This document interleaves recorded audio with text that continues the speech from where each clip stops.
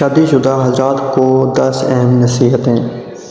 امام احمد ابن حنبل رحمۃ اللہ علیہ کی اپنے بیٹے کو خوشگوار اور ازواجی زندگی کے لیے 10 قیمتی نصیحتیں۔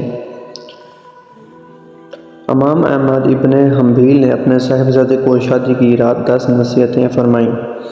بیٹا، تم گھر کا سکون حاصل نہیں کر سکتے جب تک اپنی بیوی کے معاملے میں ان 10 عادتوں کو نہ اپناؤ، لہٰذا ان کو غور سے سنو اور عمل کا ارادہ کرو۔ پہلی، دوسری یہ کہ عورتیں تمہاری توجہ چاہتی ہیں اور چاہتی ہیں کہ تم ان سے واضح الفاظ میں محبت کا اظہار کرتے رہو، لہٰذا وقتاً فوقتاً اپنی بیوی کو اپنی محبت کا احساس دلاتے رہو اور واضح الفاظ میں ان کو بتاؤ کہ وہ تمہارے لیے کس قدر اہم اور محبوب ہے۔ اس گمان میں نہ رہو کہ وہ خود سمجھائے گی،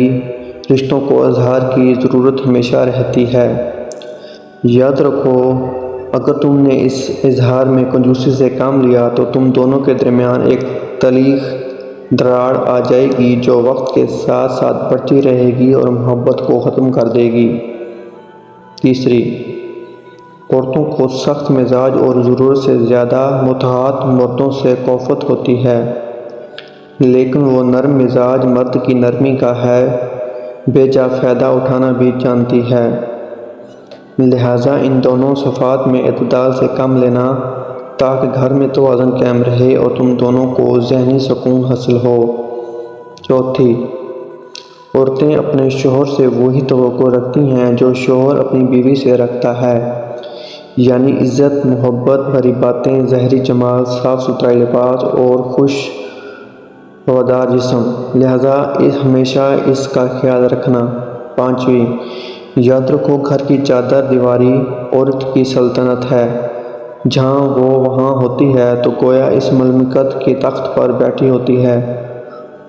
اس کی اس سلطنت میں بے جا مداخلت ہرگز نہ کرنا اور اس تخت چھیننے کی کوشش نہ کرنا۔ جس حد تک ممکن ہو گھر کے معاملات اس کے سپرد کرنا اور اس میں تصرف کی اس کو آزادی دینا۔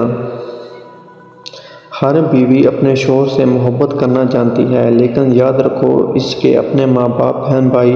اور دیگر گھر والے بھی ہیں جن سے وہ لا تعلق نہیں ہوتی، نہ ہی اس سے ایسی توقع جائز ہے۔ لہٰذا کبھی بھی اپنے اور اس کے گھر والوں کے درمیان مقابلے کی صورت پیدا نہ ہونے دینا، کیونکہ اگر اس نے مجبوراً تمہاری خاطر اپنے گھر والوں کو چھوڑ دیا تب بھی وہ اپنے بے چین رہے گی اور یہ بے چینی بلا در ختم تم سے اسے دور کر دے گی۔ ساتویں، بلا شبہ عورت ٹیڑھی پسلی سے پیدا کی گئی ہے اور اس میں اس کا حسن بھی ہے، یہ ہرگز کوئی نقص نہیں، وہ ایسے ہی اچھی لگتی ہے جس طرح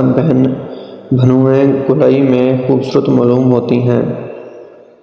لہٰذا اسے ٹیڑھا پن سے فائدہ اٹھاؤ اور اس کے اس حسن سے لطف اندوز ہو۔ اگر کبھی اس کی کوئی بات ناگوارا بھی لگے تو اس کے ساتھ سختی اور تلخی سے اس کو سیدھا کرنے کی کوشش نہ کرو، ورنہ وہ ٹوٹ جائے گی اور اس کا ٹوٹنا بالآخر طلاق تک نوبت لے جائے گا، مگر اس کے ساتھ ساتھ ایسا بھی نہ کرنا کہ اس کی ہر غلط اور بے جا بات مانتے ہی چلے جاؤ، ورنہ مغرور ہو جاؤ گے اور اس کے اپنے ہی کے لیے نقصان دہ ہے۔ لہٰذا معتدل مزاج رہنا اور حکمت سے ملاقات کو چلانا۔ آٹھویں،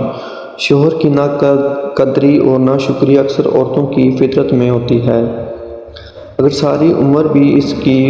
پرنوازش کرتے رہو لیکن کبھی کوئی کمی رہ گئی تو یہی کہے گی تم نے میری کون سی بات سنی ہے، لہٰذا آج تک اس کی اس فطرت سے زیادہ پریشان مت ہونا اور نہ ہی اس کی وجہ سے اس سے محبت میں کمی کرنا۔ یہ ایک چھوٹا سا عیب ہے اس کے اندر، لیکن اس کے مقابلے میں اس کے اندر بے شمار خوبیاں بھی ہیں،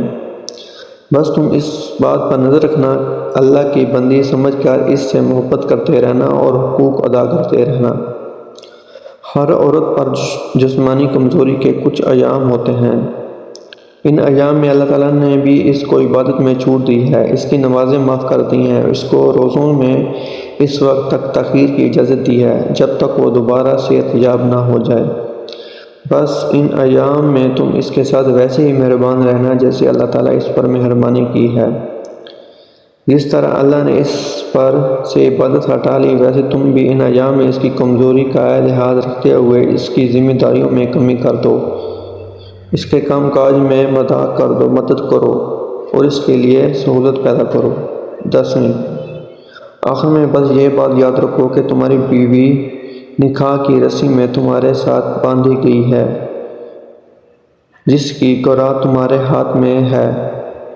اس کے بارے میں اللہ تعالیٰ تم سے سوال کرے گا، بس اس کے ساتھ انتہائی رحم و کرم کا معاملہ کرنا۔